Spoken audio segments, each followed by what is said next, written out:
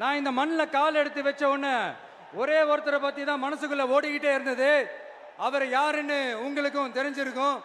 சினிமானாலும் சரி, அரசியல்னாலும் சரி, நமக்கு ரொம்ப ரொம்ப பிடிச்சது புரட்சி தலைவர் எம்ஜிஆர் அவர்கள் தான். அவரோட பழகிறதுக்கு எனக்கு வாய்ப்பு கிடைக்கல. ஆனா அவரை மாதிரியே குணம் கொண்ட என்னுடைய அண்ணன் புரட்சி கலைஞர் கேப்டன் விஜயகாந்த் அவர்களோட பழகிறதுக்கு எனக்கு நிறையவே வாய்ப்பு கிடைச்சது. அவரும் இந்த மதுரை மண்ணை சேர்ந்தவர் தானே, அவரை மறக்க முடியுமா? தமிழ்நாட்டு மக்கள் உணர்வுபூர்வமா உண்மையா நம்ம பக்கத்திலே நிக்கிறவங்க, அதுக்கு ஒரு மிகப்பெரிய அடையாளம் தான் இந்த மதுரை மண்.